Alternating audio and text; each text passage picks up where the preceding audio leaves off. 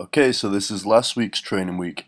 I kind of forgot to upload it actually, so that's why it's a bit later than usual.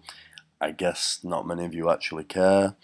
So, squats, working weight was 235 kilos for 5 sets of 3.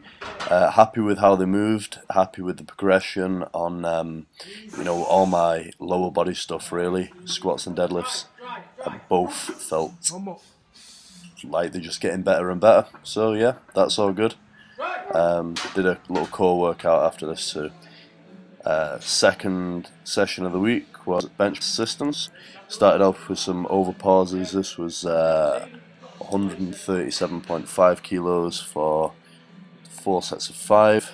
The over pauses, in my opinion, help by just basically being better off the chest, and they help with positioning at the bottom, enabling you to switch on the right muscles for initiating the press off the chest.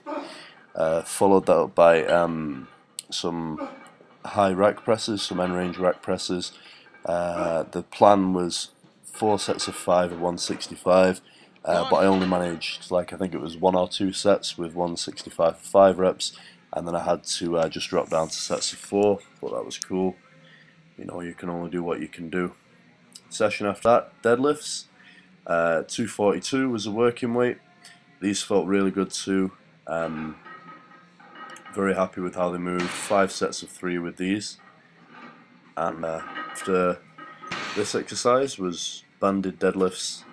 So used a blue band and 220 kilos for 2 sets of 4 reps. After that, I did some semi-stiff legs with 180 kilos, 3 sets of 5. Just keeping that very gradual progression in there, but again, kind of taking it easy, which is frustrating, but it will just maintain the posterior chain, and that's all I need as long as I'm working on my main movement to the fullest, So the workout after, actually, in fact, there was some lat work after the deadlifts, and the workout after that was bench pressing. So this is 165 kilos for 5 triples. As you'll notice, 5 triples is kind of the common theme, and it tends to be working pretty well. I kind of tailor the working weights to how I think it should feel and how the percentage works out. There's a combination of both of those factors in there. There's no use having a set percentage if it doesn't actually, pan out in practical reality. After that was some wide grip bench pressing as my main assistance movements. Felt really, really easy. This actually 142 kilos for 3 sets of 5 reps. And then after that was just some tricep work, namely, some blue banded tricep extensions and some dumbbell tricep extensions. Now this is some quote-unquote wide stance squats, even though they're not actually wide stance squats, but they felt so fucking wide, so so tough on the hips. And watching this video back is quite laughable because they're actually just medium stance squats.